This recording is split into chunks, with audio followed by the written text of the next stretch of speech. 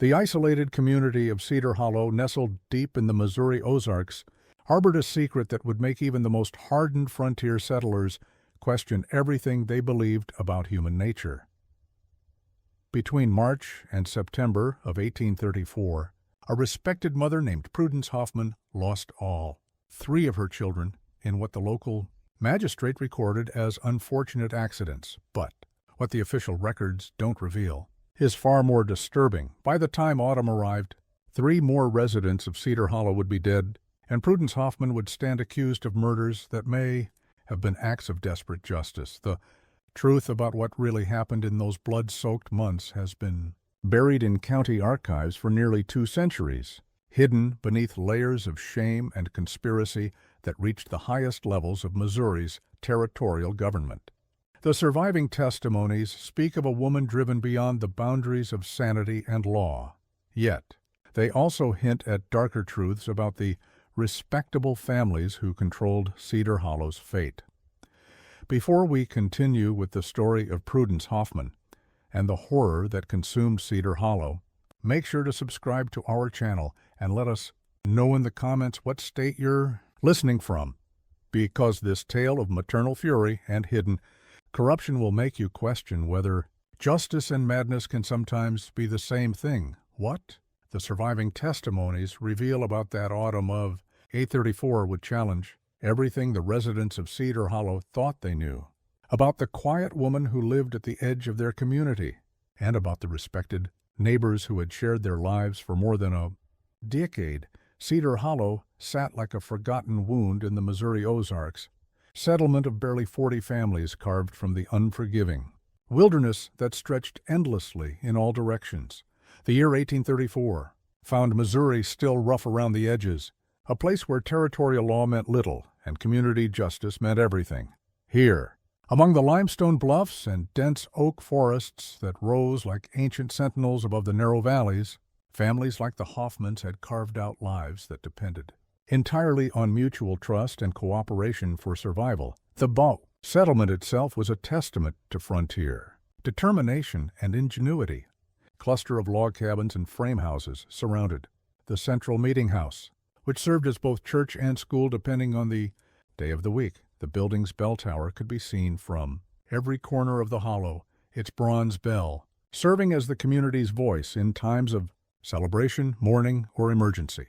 Gravel paths connected the scattered homesteads, winding between gardens where families grew the vegetables that would sustain them through Missouri's harsh winters, and past small barns where cattle and pigs provided meat and dairy products that made the difference between comfort and starvation. Prudence Hoffman had arrived in Cedars Hollow 7 years earlier with her husband Samuel, a quiet man who worked the small iron ore deposits that dotted the region and provided one of the few sources of hard currency in the settlement's largely barter-based economy. She was 26 then, with dark hair that she wore in the simple braids favored by frontier women, and eyes that neighbors later described as holding depths you couldn't fathom. Her hands bore the calluses and scars of someone accustomed to hard work, but she carried herself with a dignity that suggested education and refinement beyond what most frontier women possessed. Samuel had died of lung fever in the winter of 1831, leaving Prudence to raise their 3 boys alone in a community where a woman's survival often depended on the charity and protection of her neighbors. The boys were her pride and her anchor to hope. Thomas, aged 12, who had inherited his father's steady temperament and careful attention to detail. Benjamin, 9, quieter than his older brother, but possessed of an intelligence that impressed even the settlement's most educated residents. And little Isaac, who had just turned 6 and still clung to his mother's skirts with the fierce devotion that only the youngest child knows. The community had rallied around the widow, as was customary in settlements, where survival depended on neighbors helping one another through times of crisis. Josiah Grimby, who owned the largest farm in the hollow and served as the informal leader when disputes needed settling, often sent his teenage sons to help Prudence with heavy work around her small homestead. His assistance came with the expectation of gratitude, and deference that characterized most interactions between the settlement's established families and those who depended on their goodwill for survival, Maritable Stokes. The closest thing Cedar Hollow had to a town matron, made sure Prudence never lacked for preserves or medicine during the harsh winter months when fresh food became scarce and minor illnesses could turn deadly without proper care. The older woman's generosity was legendary throughout the settlement, but it came with a price. She expected to know every detail of her beneficiaries' lives, and her questions often probed into areas that others might consider private family matters. Even Reverend Silas Corwin, whose fire and brimstone sermons could make grown men weep with conviction, and whose theological knowledge was respected throughout the Missouri Territory, took special care to visit the Hoffman cabin regularly. He ensured that the boys received proper religious instruction and that their mother maintained the moral standards expected of a Christian widow. His pastoral visits were seen by the community as evidence of his dedication to his flock's spiritual welfare, though some of the questions he asked seemed to focus more on temporal matters than eternal ones. To all appearances, Prudence Hoffman was exactly what a frontier community expected of its women: hard-working, devout, and utterly devoted to her children. She kept an immaculate cabin that served as a model for other homesteaders, grew the finest vegetables in Cedar Hollow using techniques she claimed to have learned from her grandmother, and could stitch wounds or birth babies with equal skill. Her boys were well-mannered and industrious, the kind of children who made other parents nod approvingly and comment on their fine upbringing despite the absence of a father's guiding hand. But beneath this veneer of frontier respectability, tensions simmered in Cedar Hollow like water in a kettle approaching the boiling point. The settlement existed in a precarious balance between civilization and wilderness, where ancient grudges could fester for years, and where a man's word was quite literally his. Bondland disputes that should have been settled by territorial courts were often resolved through community pressure and unofficial justice, marriage arrangements that appeared amicable on the surface sometimes, concealed bitter resentments and unfulfilled obligations. Questions of bloodline and inheritance carried weight that could determine whether a family prospered or perished. In the harsh Ozark wilderness, Missouri in 1834 was experiencing growing pains that affected even the most remote communities. Like Cedar Hollow, the recent Black Hawk War had left many settlers nervous about Indian attacks, though the local tribes had long since been pushed further west by the steady advance of white settlement. More pressing were the economic uncertainties that rippled out from the growing tensions between North and South over slavery and statehood, creating political divisions that could turn neighbors into enemies overnight. The Hoffman cabin sat at the eastern edge of Cedar Hollow, where the cleared fields gave way to dense forest that stretched unbroken toward the Arkansas border. It was a modest structure of hewn logs, chinked with clay and moss, topped by a stone chimney that Samuel had built with his own hands, using limestone quarried from the nearby bluffs.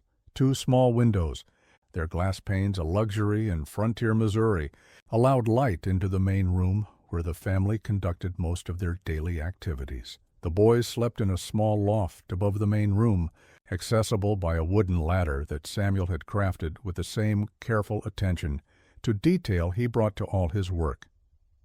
Behind the cabin, a small barn housed their 2 cows and a handful of chickens, while Prudence's vegetable garden, stretched between the house and the tree line in neat rows that demonstrated her skill at coaxing food from the sometimes reluctant Missouri soil. A root cellar, dug into the hillside behind the garden, stored the preserved foods that would sustain the family through the winter months when fresh produce became impossible to obtain. From her kitchen window, Prudence could see most of Cedar Hollow spread out below. The cluster of cabins around the central meeting house that served as the community's heart, the larger farms that provided most of the settlement's grain and livestock, and the network of paths and cart roads that connected the scattered homesteads like arteries, carrying the lifeblood of frontier commerce and communication.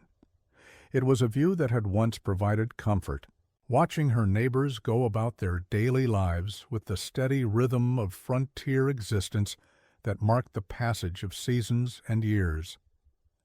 The first tragedy struck on a morning in March, when the last of winter's ice was finally yielding to spring's insistent warmth, and the maple trees along the ridge were beginning to show the faint green haze that promised warmer days ahead. Thomas Hoffman had risen early to check the rabbit snares he maintained along the ridge above. Cedar Hollow, a responsibility he had taken seriously since his father's death 3 years earlier. At 12, he was already showing the steady, reliable nature that made frontier boys grow into dependable men who could be trusted with tasks that meant the difference between a family's prosperity and starvation. The morning had dawned clear and cold, with a thin layer of frost covering the ground and making every step crunch underfoot, like walking on broken glass. Thomas had dressed quickly in the pre-dawn darkness, pulling on his wool coat and the sturdy boots his mother had purchased from a traveling merchant the previous autumn. He carried his father's old hunting knife on his belt, and a small sack for any rabbits he might find in the snares. Though the winter had been hard, and the game had grown scarce throughout the Ozarks, Prudence was kneading bread dough at her kitchen table when she heard the commotion, shouts echoing across the hollow, followed by the urgent clanging of the meeting-house bell that served as the community's alarm for fires, accidents, or Indian raids. The sound cut through the morning quiet like a blade, sending every resident into the kind of alert panic that frontier life demanded. When neighbors faced danger through her kitchen window, she could see men running toward the eastern ridge, their movements urgent and purposeful in the way that meant only one thing: someone was hurt, or, worse, what they found at the base of Miller's Bluff would haunt Cedar Hollow for years to come, becoming the kind of story that mothers would use to frighten children into obedience, and that men would discuss in lowered voices when they thought women weren't listening. Thomas Hoffman lay broken on the jagged limestone rocks 60 aft below the narrow game trail he had walked safely hundreds of times before, his young body twisted at angles that spoke of tremendous force and sudden devastating impact. The boy's neck was bent at an unnatural angle, his skull crushed against the stones that jutted from the cliff face like ancient teeth left by some primordial beast. Blood had pooled beneath his head, already congealing in the cool morning air and attracting the first flies of spring. His eyes stared sightlessly at the sky, reflecting the pale blue of dawn in a way that several witnesses later said would appear in their nightmares for years to come. Josiah Grimby was among the first to reach the boy's body, his heavy breathing and flushed face showing the exertion of running across the uneven terrain that led to the base of the bluff. Later, he would tell anyone who asked that Thomas had clearly slipped on the wet limestone, a tragic but understandable accident for someone walking the treacherous trail in the pre-dawn darkness. 3. Spring thaw had made the rocks slick as glass, and even experienced hunters sometimes lost their footing on the narrow path that wound along the bluff's edge like a scar across the face of the ridge. But there were details about the scene that Grimby didn't share with the grieving.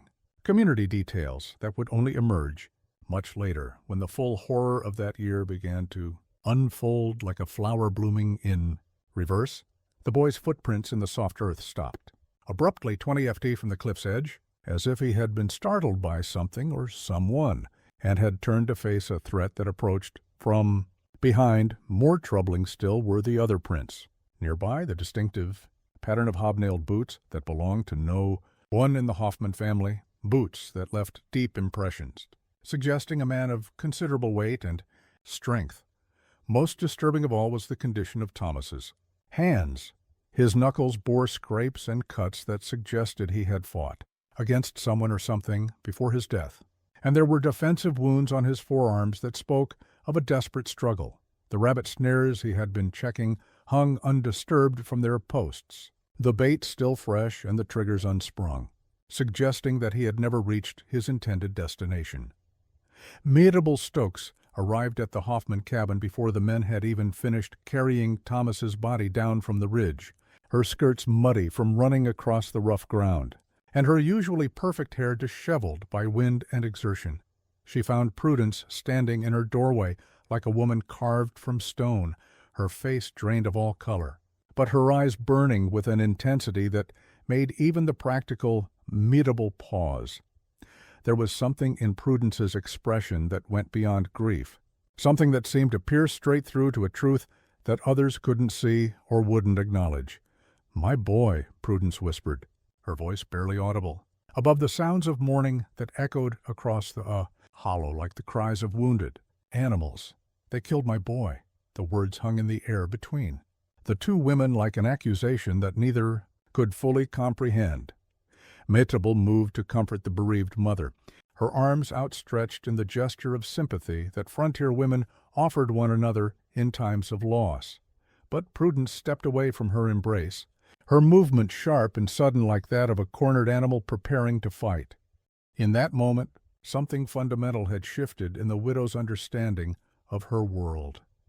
The careful facade of community trust and mutual support that had sustained her since Samuel's death began to crumble, revealing darker truths that lurked beneath the Cedar Hollow's peaceful surface like poisonous roots growing in contaminated soil. The funeral was held 3 days later in the small cemetery behind the meeting house, where weathered headstones marked the graves of pioneers who had carved their lives from the unforgiving Ozark wilderness and had paid the ultimate price for their determination to build something lasting in this remote corner of Missouri. The cemetery sat on a small rise that commanded a view of the entire hollow, its iron fence enclosing perhaps 24 graves that represented the full measure of Cedar Hollow's brief but tragic history. Reverend Silas Corwin delivered a moving eulogy about the boy's promise and the mysterious ways of divine providence, his rich voice carrying across the assembled mourners with the practiced cadence of someone accustomed to comforting the grieving. He spoke of Thomas's industry and reliability, his devotion to his mother and brothers, and his bright future that had been cut short by what the minister described as the inscrutable will of the Almighty. But his words seemed to slide off Prudence like water off oiled leather, failing to penetrate the protective shell of rage and suspicion that had formed around her grief. Like armor forged in the fires of maternal fury, she stood beside the small grave with Benjamin and Isaac pressed close to her sides, her black dress severe against the pale spring grass, her eyes scanning the faces of the mourners with an attention that made several neighbors shift uncomfortably under her scrutiny. Later, those same neighbors would remember the way Prudence had watched them during the service, how her gaze had lingered on certain individuals with an intensity that seemed to catalog every expression, every gesture, every sign of guilt or satisfaction that might betray hidden knowledge of her son's death. At the time, they attributed her behavior to grief and shock, the natural response of a mother who had lost her eldest child in a senseless accident. Only later would they understand that Prudence Hoffman was conducting her own investigation, gathering evidence for a case that would culminate in acts of vengeance that would shake Cedar Hollow to its very foundations and expose secrets that had been buried for more than a decade. The weeks that followed, Thomas's burial revealed subtle changes in Cedar Hollow's social fabric, changes that might have gone unnoticed by anyone less observant than a grieving mother. With too much time to think and remember, the outer rhythms of frontier life continued. Unchanged on the surface, men worked their fields and tended their livestock. Women managed their households and cared for their children, and children played the same games their parents had played in distant places before coming to Missouri to build new lives. But beneath this veneer of normalcy, Prudence found herself recalling conversations and incidents from years past with startling new clarity, as if Thomas's death had somehow sharpened her memory and revealed patterns that had previously remained hidden beneath the mundane concerns of daily survival.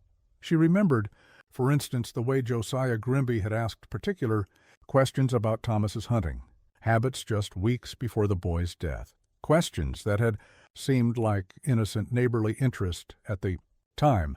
During one conversation in late February, Grimby had stopped by the Hoffman cabin ostensibly to discuss spring planting and the need for community cooperation in clearing new fields, but his questions had quickly turned to more personal matters. How often did Thomas check his snares? Did he always take the same path up to the ridge? Was he in the habit of walking the trail in the dark, or did he prefer to wait for full daylight? At the time, Prudence had assumed he was simply taking a neighborly interest in the boy's development, perhaps considering offering him work during the busy harvest season when extra hands were always needed. But now those questions took on a more sinister cast, suggesting a level of planning and preparation that went far beyond casual curiosity. Someone had wanted detailed information about Thomas's routines and habits, information that could be used to predict his movements and create opportunities for the kind of accident that had claimed his life. The realization that her son's death might have been the result of careful planning rather than random misfortune filled Prudence with a cold fury that burned more intensely than her grief. Similarly, she began to view Mitable Stokes's frequent visits in a different light, remembering details that had seemed unremarkable at the time, but now suggested a more calculated purpose. The older woman had always been generous with her time and assistance, bringing food during difficult periods and offering help with household tasks that were challenging for a woman managing alone.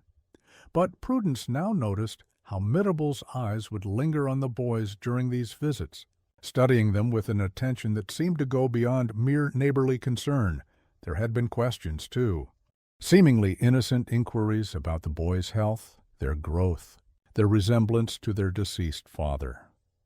Mittable had shown particular interest in family history, asking about Samuel's relatives and background, in ways that had seemed like friendly curiosity at the time. She had also made seemingly casual comments about the challenges of raising boys without a father's guidance, and had several times suggested that the community might need to take a more active role in overseeing their development and education. Even Reverend Corwin's pastoral visits began to seem less benevolent under this new scrutiny. The minister had always shown particular interest in the Hoffman boys, praising their intelligence and commenting on their fine characters during his regular visits to the cabin.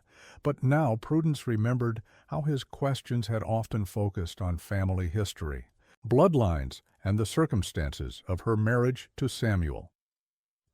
He had shown unusual interest in Samuel's father, the traveling preacher who had officiated at weddings and kept records throughout the Missouri Territory before settling briefly in Cedar Hollow during the early days of the settlement. At the time, she had assumed the minister was simply taking a shepherd's interest in his flock's spiritual well-being, perhaps seeking to understand the theological influences that had shaped her family's faith.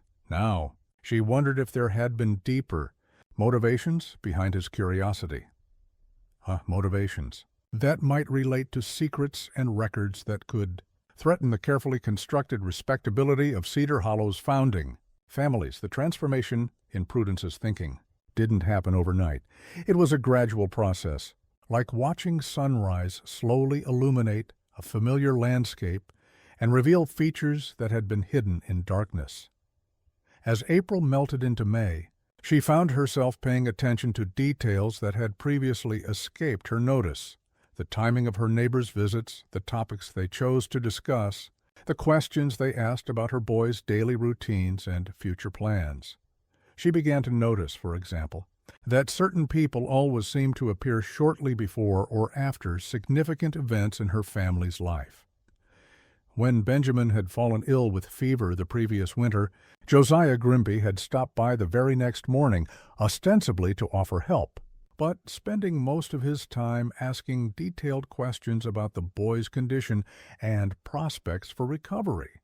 When Isaac had started attending the informal school sessions that Meatable conducted for Cedar Hollow's younger children, the older woman had made several visits specifically to discuss the boy's progress and potential, conversations that now seemed designed to gather information rather than provide education.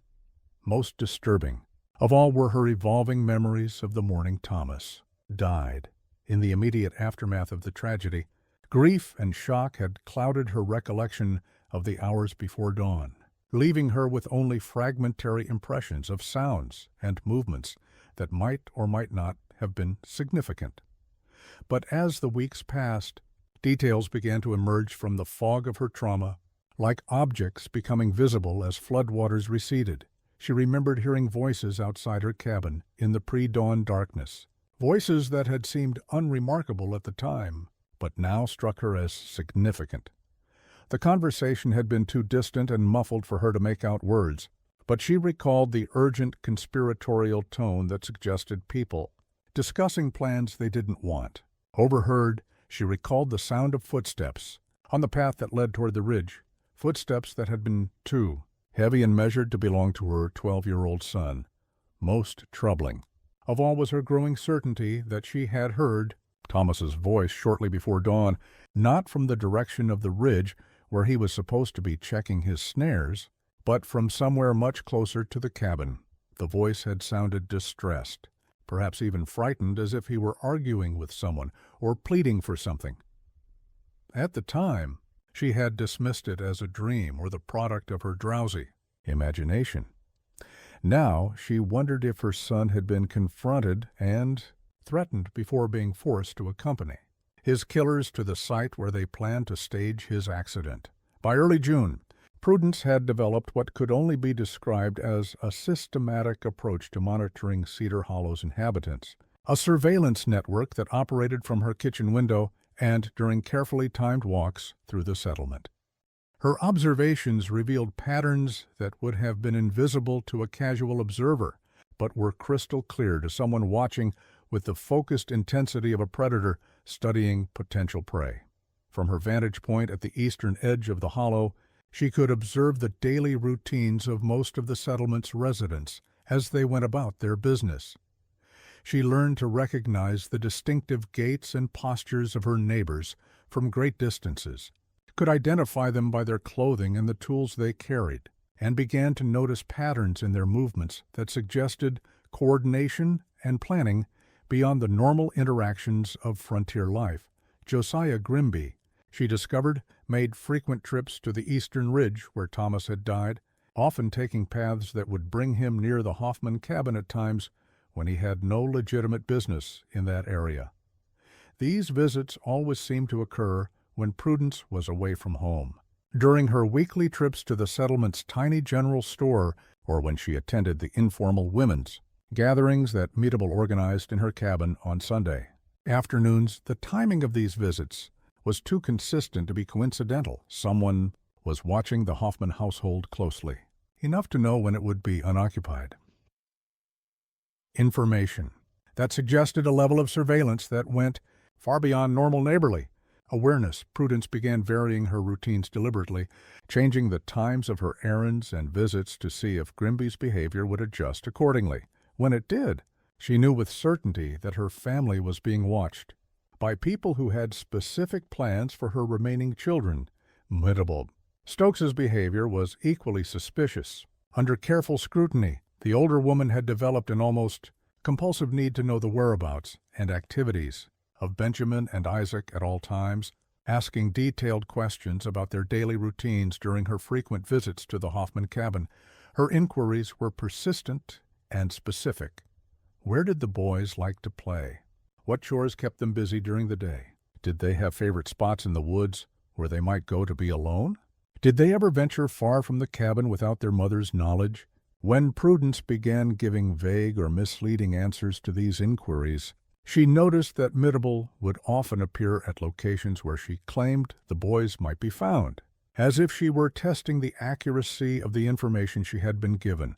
On several occasions, Prudence observed the older woman wandering through areas where she had supposedly seen the boys playing, her behavior suggesting someone searching for specific individuals rather than simply taking a pleasant walk through the countryside. Reverend Corwin's actions were perhaps the most disturbing because they were cloaked in religious authority and pastoral concern that made them difficult to question or resist.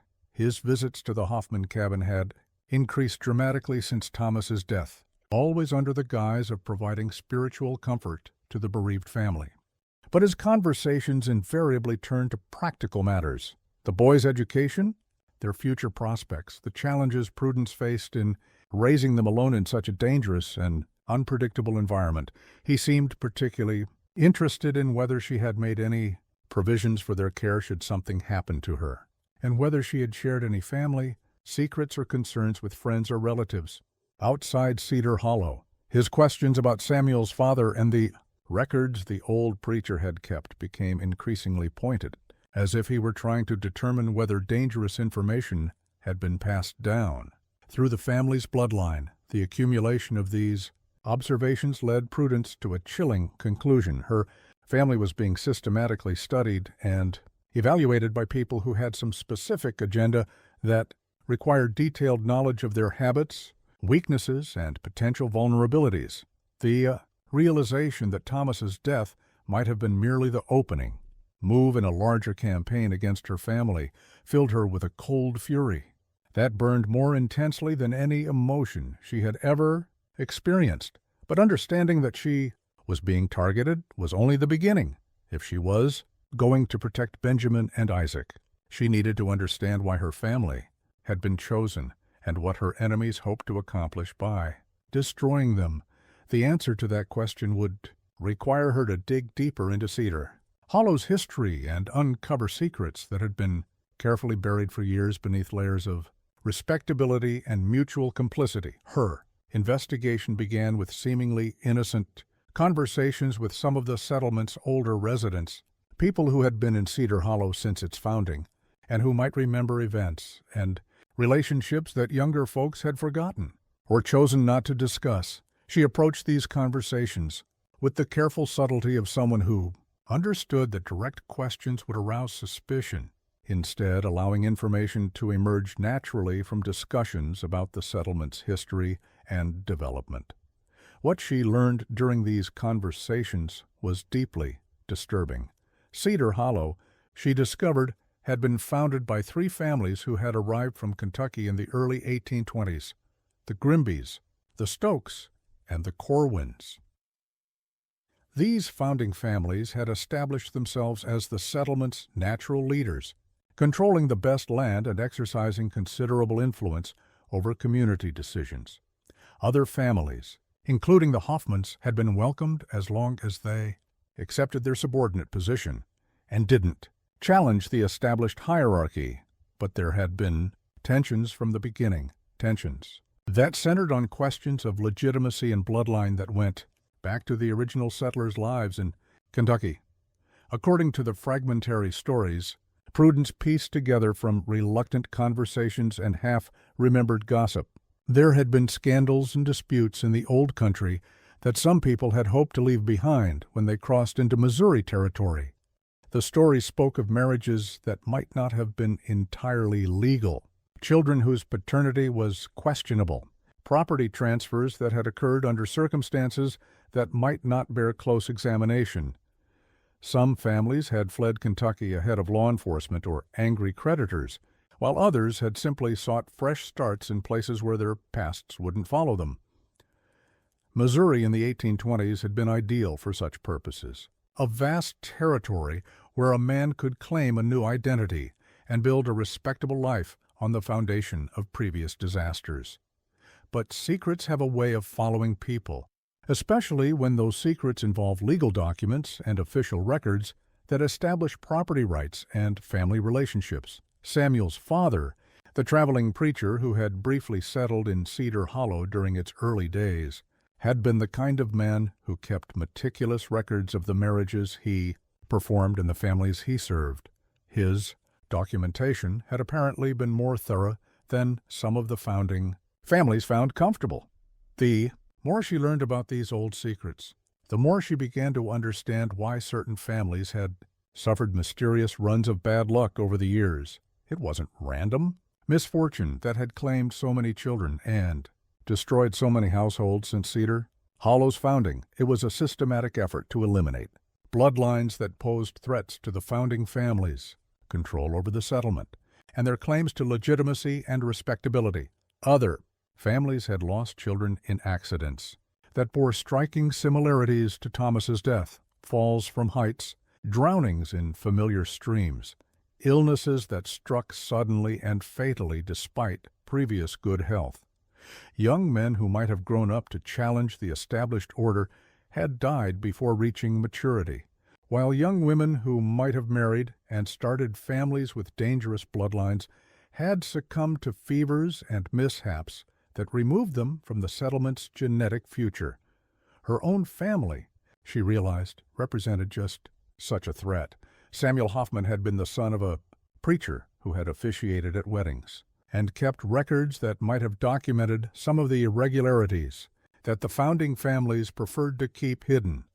When Samuel died, those records had passed to Prudence, though she had never bothered to examine them closely. Now she understood that their very existence might be enough to make her family a target for elimination, though decision to take direct action came to Prudence on a sweltering July morning when she discovered Benjamin missing from his bed and Isaac cowering in the cabin's root cellar, his small body shaking with a terror he couldn't articulate. The 6-year-old boy could only whisper fragments about bad men who had come in the night, voices outside the cabin that had filled him with such primal fear that he had hidden in the darkness of the storage space until dawn broke over the Ozark hills. The search for Benjamin consumed the entire morning, with every able-bodied man in Cedar Hollow scouring the woods and ravines that surrounded the settlement. Prudence joined the search parties with a desperation that bordered on madness, calling her son's name until her voice grew hoarse and her throat burned with the effort. But even as she searched, she noticed how certain members of the community seemed to know exactly where to look, as if they had specific knowledge about where a missing boy might be found. Benjamin was discovered 3 hours after sunrise by a search party led by Josiah Grimby, found unconscious at the bottom of an old mine shaft nearly 2 kilometers from the Hoffman cabin. The abandoned mine was a relic from earlier attempts to extract iron ore from the region, its entrance partially concealed by brush and fallen logs that made it invisible to anyone who didn't know of its existence. The boy was alive but badly injured, his left leg twisted at an unnatural angle, and his head bleeding from a gash that would leave a permanent scar above his left ear. Like his deceased brother Thomas, Benjamin claimed to remember nothing about how he had come to be at the location where he was found. He recalled going to bed in the loft above the main room of the cabin, but his next clear memory was waking up in darkness with pain shooting through his leg and blood running down his face. The hours between these two memories remained blank, as if they had been erased from his consciousness by trauma or deliberate intervention.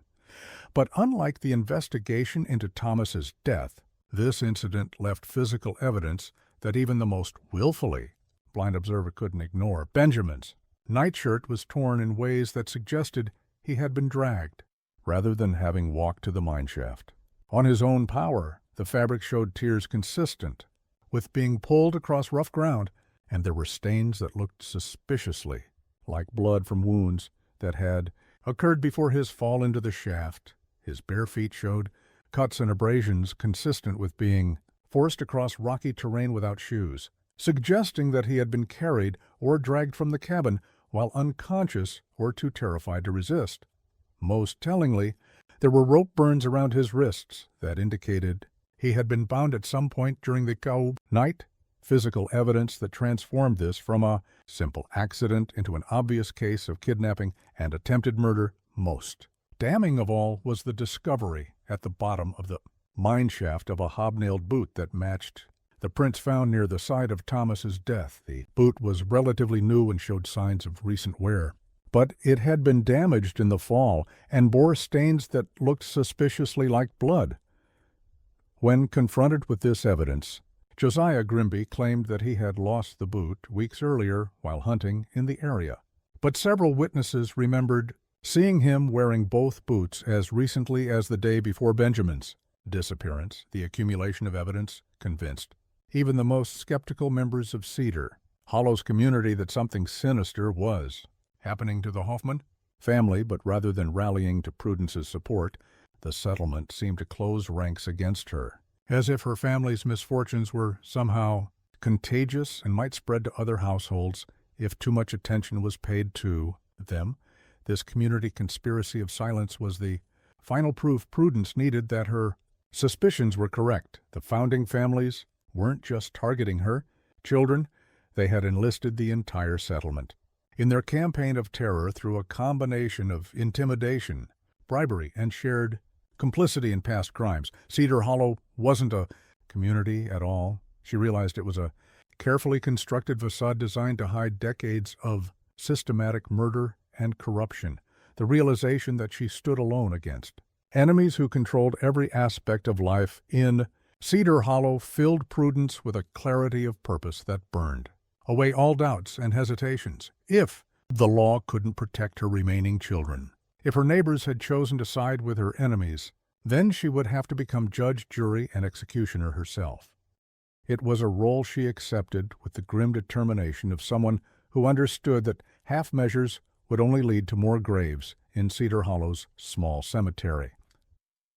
Her first target was Josiah Grimby, the man whose boot had been found at the scene of Benjamin's near murder and whose behavior had demonstrated clear knowledge of crimes he shouldn't have known about. Prudence had spent weeks studying his routines and habits, learning that he made solitary trips to check his livestock every evening just after sunset, following paths that took him far from the settlement and away from potential witnesses. On a humid night in late July, when the air hung thick with moisture and the sound of insects created a natural cover for movement, she positioned herself along the path he always took from his barn to the far pasture.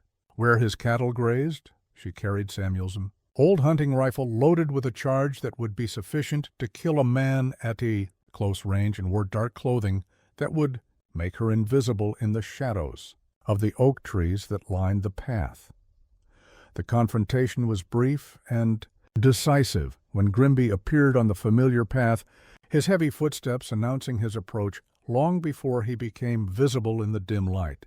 Prudence stepped out of the shadows with the rifle, pointed at his chest. For a moment they faced each other in the gathering darkness, predator and prey locked in a moment of terrible understanding that carried the weight of months of hidden warfare. "You killed my Thomas," she said, her voice steady despite the rage that threatened to consume her rational thought.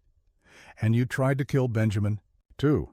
Grimby's response was not the denial she had expected, but a cold smile that confirmed every suspicion she had harbored about the true nature of Cedar Hollow's founding families. "Thought you were smarter than the rest of them, didn't you, Prudence? Thought you could figure it out and do something about it."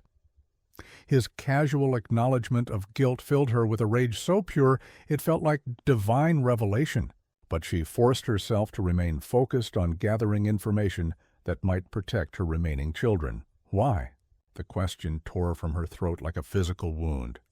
Why my children? What did they ever do to deserve this?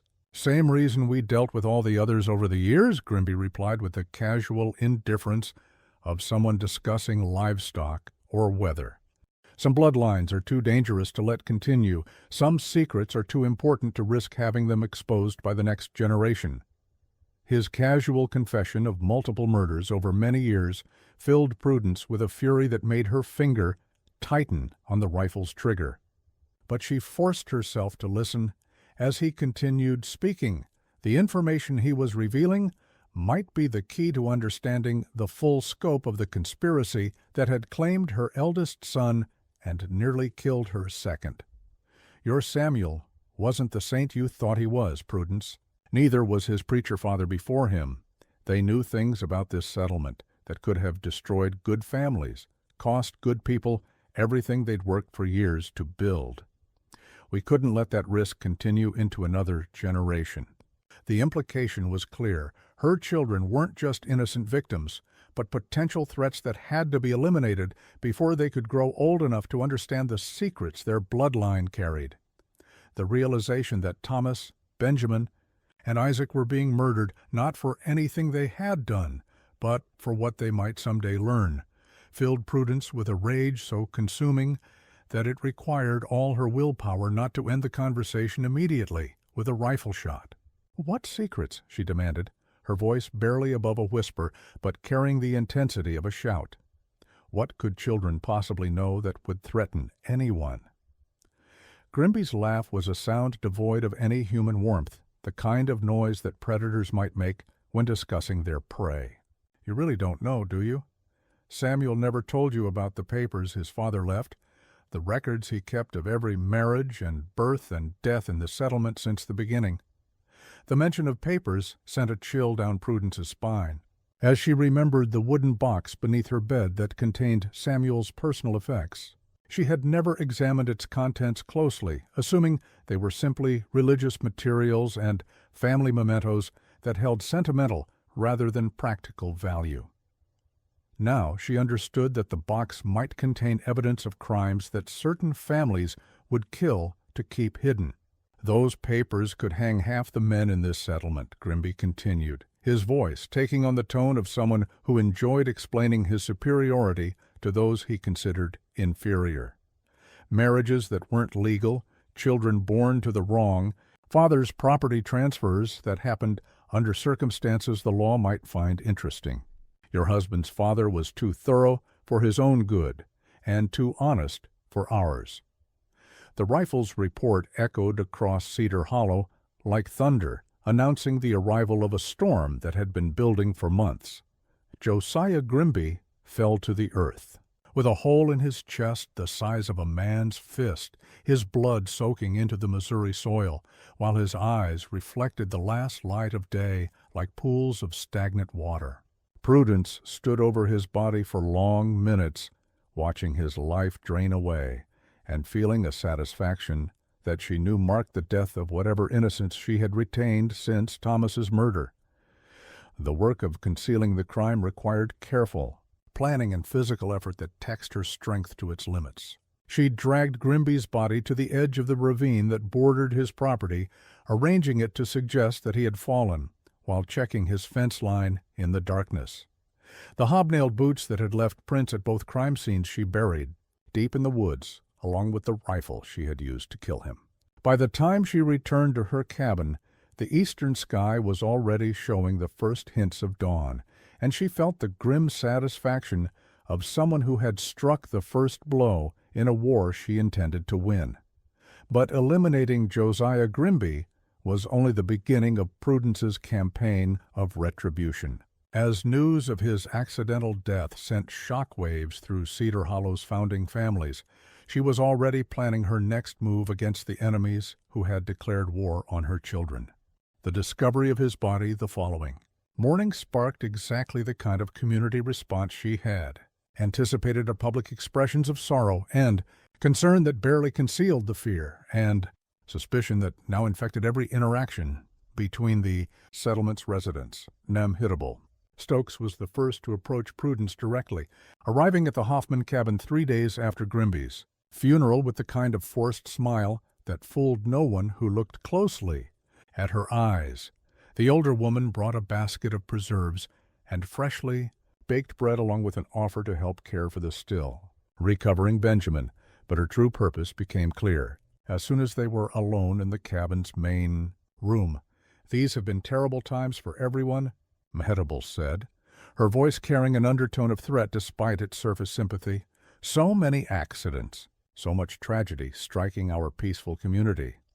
A person might start to wonder if someone was causing these misfortunes deliberately." Prudence met her gaze steadily, allowing her own fury to show just enough to make the other woman understand exactly who she was dealing with. The careful mask of grieving widow that she had worn for months began to slip, revealing something far more dangerous beneath. "Accidents have a way of finding people who deserve them," she replied, her voice carrying implications that hung in the air between them like smoke from a fire that couldn't be extinguished. "Don't you think?" The conversation that followed was a careful dance of accusation and counter-accusation, with both women speaking in euphemisms and implications that couldn't be repeated in any court of law, but left no doubt about their true meanings. By the time Mehetable left the cabin, both participants understood that war had been formally declared between them, and that only one side would survive the conflict that was now inevitable. Just when we thought we'd seen it all, the horror in Cedar Hollow intensifies. If this story is giving you chills, share this video with a friend who loves dark mysteries. Hit that like button to support our content. And don't forget to subscribe to never miss stories like this. Let's discover together what happens next as Prudence Hoffman's deadly quest for justice reaches its terrifying climax. Prudence didn't wait for her enemies to make the next move. That very evening, she began implementing the plan she had been developing since Grimby's death, a scheme designed to eliminate the remaining threats to her family while making their deaths appear to be the result of natural causes or genuine accidents that could be attributed to the dangerous realities of frontier life. Pitiable, Stokes maintained a large root cellar beneath her cabin, where she stored the preserves and pickled vegetables that had made her famous throughout the settlement and had earned her a reputation as one of Cedar Hollow's most industrious and capable women. The cellar was a substantial excavation that extended deep into the hillside behind her house, its walls lined with stone and its floor paved with flat rocks that provided a cool, dry environment for long-term food storage. The cellar was accessed through a heavy wooden door set into the ground behind her house, secured with an iron latch that showed signs of age and wear from years of regular use. The latch mechanism had been giving Pitiable trouble for months, sticking when she tried to open it and sometimes failing to catch properly when she closed it. Several neighbors had suggested that she should have it repaired before someone got hurt, but she had been too busy with other concerns to address what seemed like a minor inconvenience. On a moonless night in early August, when clouds covered the stars and darkness lay across Cedar Hollow like a burial shroud, Prudence used a crowbar to weaken the latch's mounting until it would give way under even modest pressure. She worked carefully and quietly, her movements guided by weeks of careful observation that had taught her exactly when Pitiable would be asleep and when the surrounding cabins would be unoccupied. The sabotage was subtle but effective, designed to create a mechanical failure that would appear to be the natural result of age and neglect, rather than deliberate interference. She weakened the mounting screws just enough to ensure that the latch would fail when subjected to the kind of stress that normally occurred during regular use, but not so obviously that investigators would suspect deliberate tampering. She didn't have to wait long for her sabotage to bear fruit. Days later, Pitiable went to retrieve preserves for the church social that was planned for the following Sunday, an event that would bring together most of Cedar Hollow's families for an afternoon of fellowship and community bonding. The older woman was carrying a lantern to light her way in the pre-dawn darkness. When the weakened latch gave way just as she was descending the steep wooden steps that led into the cellar's depths, the accident unfolded exactly as Prudence had planned. Pitable's scream echoed through the night as she tumbled into the darkness, her lantern flying from her hand and shattering against the stone walls in a shower of glass and burning oil. Her neck snapped against the stone floor with a sound that neighbors later described as sickening, a wet crack that spoke of bones breaking and life ending in an instant of terrible violence. The accident was perfect in its simplicity and plausibility. Everyone in Cedar Hollow knew that Pitable's cellar latch had been giving her trouble for months, and several people had witnessed her struggling with it during recent visits to retrieve stored food. Her death was attributed to a tragic combination of age, failing eyesight, and mechanical failure. Exactly the kind of mishap that could happen to anyone in a frontier community where safety precautions were often viewed as unnecessary luxuries that few families could afford. But Prudence's most dangerous enemy was also the most difficult to eliminate. Reverend Silas Corwin, as the settlement's spiritual leader, the minister commanded a level of respect and trust that made direct action against him extremely risky. His position gave him access to information and influence that could be used to turn the entire community against her if he chose to publicly accuse her of murder. More importantly, His clerical authority provided him with protections that extended far beyond Cedar Hollow's boundaries, connections to church hierarchies and territorial officials who would investigate thoroughly if anything suspicious happened to a man of God. The confrontation she had been dreading came on a Sunday evening in late August, when the heat of summer was finally beginning to yield to the first hints of autumn, and the leaves on the oak trees were starting to show touches of gold and red that promised cooler days ahead. Corwin appeared at her cabin door with an expression that mixed pastoral concern with barely concealed menace. His usual clerical composure cracked just enough to reveal the ruthless pragmatist who lurked beneath his spiritual exterior. Benjamin was sleeping fitfully in the loft above the main room, still recovering from his injuries and the psychological trauma of his near-death experience. Little Isaac clung to his mother's skirts with the instinctive fear of a child who sensed danger, even when he couldn't understand its source or nature. The boy had grown increasingly clingy since his brother's disappearance, as if he understood on some primitive level that his family was under attack by forces beyond his comprehension. "We need to talk, Prudence," the minister said, his voice carrying the authority of someone accustomed to being obeyed without question, about recent events, and about the future of your family in our community. The conversation that followed lasted nearly 2 hours and ranged across decades of Cedar Hollow's hidden history, revealing layers of corruption and conspiracy that extended far beyond anything Prudence had imagined in her darkest suspicions. Corwin revealed the full scope of the conspiracy that had shaped the settlement's development since its founding, confirming her worst fears while adding details that made the truth even more horrifying than she had dared to believe. The founding families, he explained with the matter-of-fact tone of someone discussing business arrangements, had been fleeing more than just economic hardship when they left Kentucky in the early 1820s. They had been escaping the consequences of crimes that included fraud, bigamy, and multiple murders designed to eliminate witnesses and rivals who threatened their plans for building new lives in Missouri Territory. The old country had become too dangerous for people like us. Corwin continued, his voice taking on the rhythmic cadence he used during sermons. Too many questions. Too many people who remembered things that were better forgotten. Missouri offered opportunities for men of vision and determination, but only if we could leave our pasts behind permanently. Cedar Hollow had been established as a refuge where these fugitives could create new identities and build respectable lives on the foundation of their victims' graves. The settlement's isolation and the lack of effective law enforcement in the Missouri Territory had made it an ideal location for people who needed to disappear from their previous lives and emerge as completely different individuals. Your husband's father, Corwin continued, his voice hardening with resolve, kept records that could have exposed all of us: marriage certificates, baptismal records, property transfers, documents that proved who we really were and what we had done to get here. When Samuel inherited those papers, he became a threat that couldn't be allowed to continue.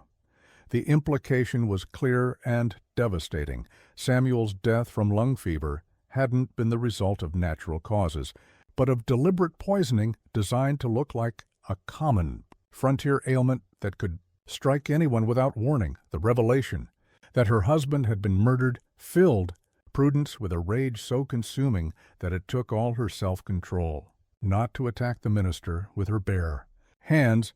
But Corwin wasn't finished with his revelations.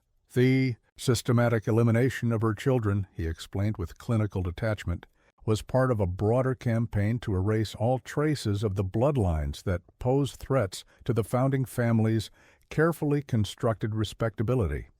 Other families had suffered similar losses over the years, their children dying in accidents that removed potential witnesses and eliminated genetic lines that carried dangerous knowledge. Thomas was becoming too curious about his grandfather's papers, the minister said, his voice carrying no trace of remorse for the child's death. Benjamin shows the same intellectual tendencies, and little Isaac will likely develop them as well if he's allowed to reach maturity. We can't permit that risk to continue. The threat was explicit and immediate. Either Prudence would submit to the founding family's authority and allow them to dispose of Benjamin and Isaac quietly, or the entire community would be turned against her through carefully orchestrated accusations of witchcraft and murder that would result in her execution and leave her children defenseless. Against their enemies, you have until tomorrow evening to decide, Corwin said, rising from his chair with the satisfied expression of someone who believed he held all the advantages. Bring the boys to the meeting house after sunset, and we'll make sure their deaths are quick and merciful. Refuse, and we'll make sure the whole territory knows that Prudence Hoffman is a witch who murdered her neighbors in league with the devil himself. But the minister had made a crucial miscalculation that would prove to be his downfall, revealing the full scope of the conspiracy against her family. He had also revealed the location where Samuel's father's incriminating documents were hidden, in a secret compartment, beneath the meeting house altar where they had been stored for safekeeping since the settlement's founding. Those papers, Corwin had inadvertently revealed, contained evidence that could destroy not just the founding families, but the extensive network of accomplices and beneficiaries who had helped maintain their conspiracy of silence for more than a decade. The documents included detailed records of marriages, births and deaths that contradicted official accounts, property transfers that had occurred under suspicious circumstances, and correspondence that revealed the true scope of the criminal enterprise that had masqueraded as a respectable frontier community. As soon as Corwin left her cabin, Prudence began preparing for what she knew would be the final confrontation in her war against Cedar Hollow's hidden masters. She gathered Samuel's hunting knife, a coil of rope, and a small container of lamp oil, along with flint and steel for starting fires. If she was going to die tomorrow evening, she would make sure that the truth about Cedar Hollow's founding families died with her, but not before she exposed their crimes to the world in a way that would ensure their secrets could never again be buried. Beneath a veneer of frontier respectability, the next day passed with agonizing slowness as Prudence waited for sunset and the confrontation that would determine whether her remaining children lived or died. She spent the hours reviewing every detail of her plan, checking and rechecking the few weapons available to her, and trying to prepare Benjamin and Isaac for what might happen if she failed to return from the meeting house that evening. The boys sensed the tension that filled their mother like electricity before a thunderstorm, and they clung to her with the desperate intensity of children who understood that their world was about to change in ways they couldn't comprehend. Benjamin, despite his youth, showed a maturity beyond his years, as he helped his mother with household tasks and kept little Isaac occupied with games and stories that distracted the youngest boy from his growing fear. As the sun began to set over the Missouri Ozarks, painting the sky the color of blood and casting long shadows across Cedar Hollow's peaceful facade, Prudence Hoffman walked toward the meeting house with the steady determination of someone who had already accepted her own death, but refused to surrender without extracting a terrible price from her enemies. The meeting house stood silhouetted against the dying light, like a monument to Cedar Hollow's collective hypocrisy, its simple wooden structure belying the dark secrets that had been concealed within its walls for more than a decade. As Prudence approached the building, she could see shadows moving behind the windows, Reverend Corwin and his surviving allies preparing for what they believed would be the final elimination of the Hoffman bloodline and the permanent burial of threats to their carefully constructed new lives. But Prudence had not come to surrender her children to their killers. Instead, she had come to expose the truth about Cedar Hollow's founding families in a way that would ensure their crimes could never again be hidden beneath a veneer of frontier respectability and Christian virtue. She entered the meeting house through the rear door, moving with the silent stealth of someone who had spent weeks studying the building's layout and vulnerabilities.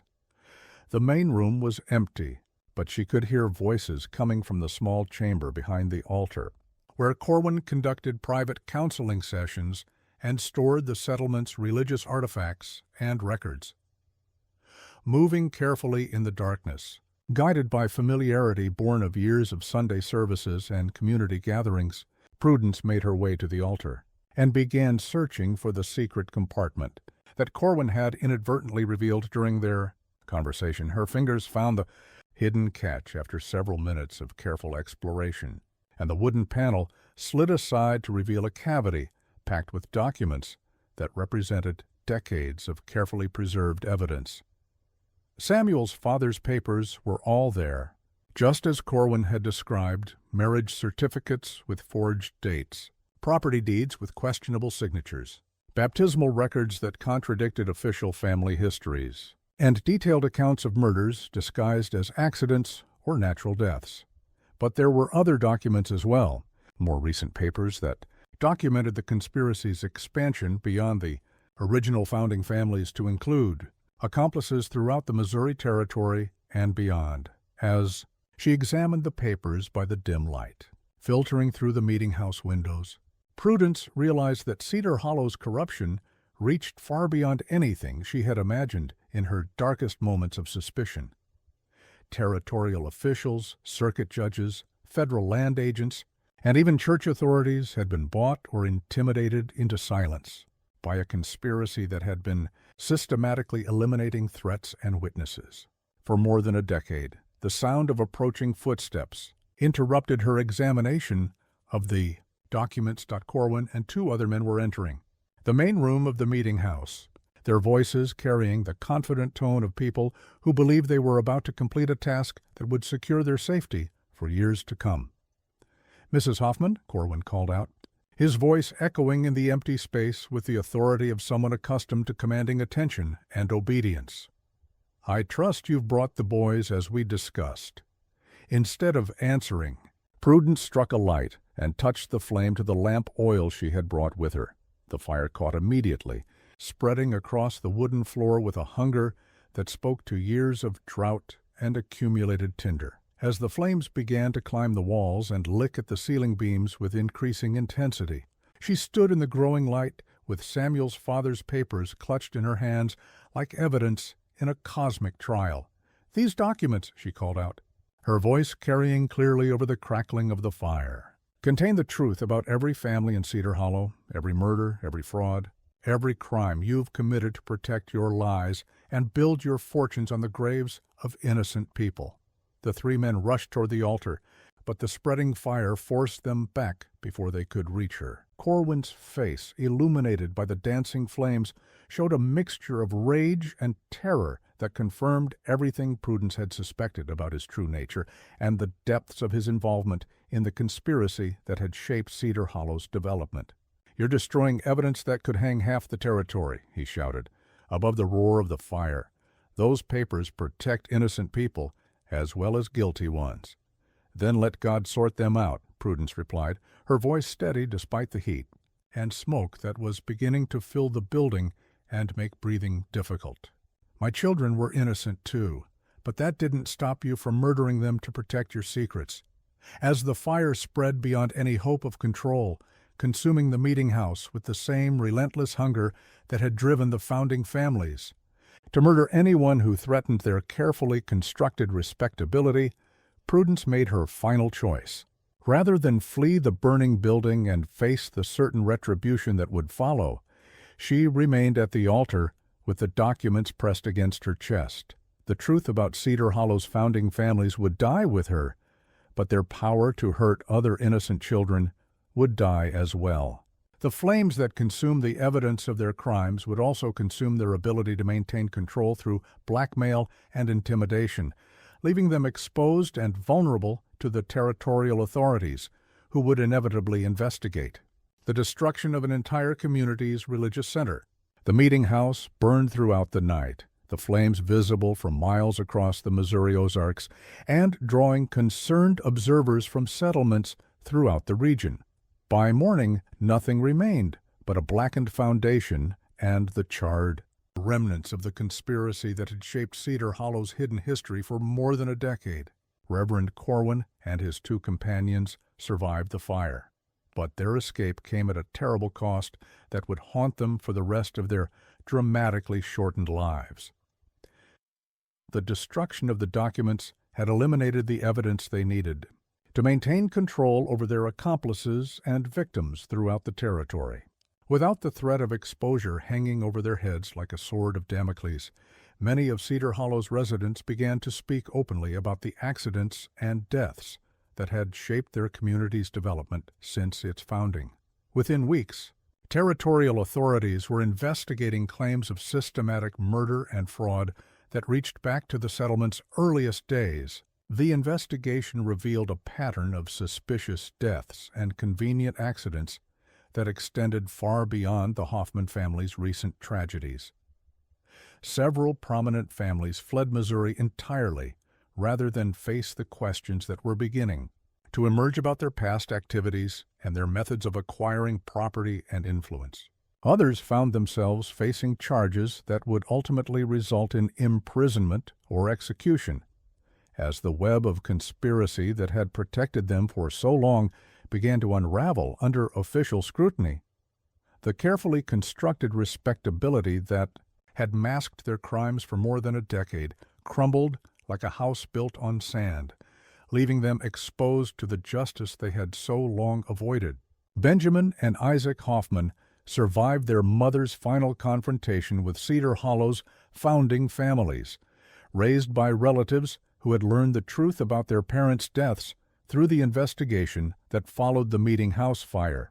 The boys grew to adulthood knowing that their mother had sacrificed her life to protect them and to expose the truth about a conspiracy that had claimed dozens of victims over the course of more than a decade. They carried with them the knowledge that Prudence Hoffman had been both victim and avenger, a woman who had paid the ultimate price to ensure that her children's deaths would not be forgotten and that their killers would not escape the justice that had been so long delayed. The story of their mother's courage and sacrifice became part of their family's legacy, passed down through generations as a reminder of the price that had been paid for their survival. The case of Prudence Hoffman became the subject of whispered conversations throughout the Missouri Territory, a cautionary tale about the price of corruption and the lengths to which a mother will go to protect her children from those who would harm them. Some said she had been driven mad by grief and had imagined the conspiracy that led to her final fatal confrontation with the settlement's leaders. Others insisted that she had been a hero who exposed genuine crimes at the cost of her own life, a woman who had faced impossible odds and had chosen to die rather than allow her children to be murdered by the same people who had killed their father and brother. The truth, as often happens in such cases, lay somewhere between these extremes, but the evidence supported the latter interpretation more than the former. The truth about the Hoffman case remains buried in territorial archives that few researchers have ever examined, hidden among thousands of other documents from Missouri's frontier period. But the evidence is there for anyone willing to look. Testimony from survivors, property records that document the systematic transfer of land from victims to perpetrators, and the partial remnants of Samuel's father's papers that somehow survived the Meeting House fire. This mystery shows us that, even in America's earliest communities, corruption and conspiracy could take root and flourish in the shadows of frontier justice protected by isolation and the absence of effective law enforcement. The story of Prudence Hoffman reminds us that sometimes the line between justice and vengeance becomes impossible to distinguish, especially when the law itself has been corrupted by those who should have been protecting the innocent. What do you think of this story? Do you believe Prudence Hoffman was justified in taking the law into her own hands, or had grief driven her to become the very kind of killer she was fighting against? Leave your comment below and share your thoughts about this dark chapter in Missouri's territorial history. If you enjoyed this tale and want more horror stories like this, subscribe, hit the notification bell, and share with someone who loves mysteries. See you in the next video where we'll uncover another buried secret from America's shadowy past.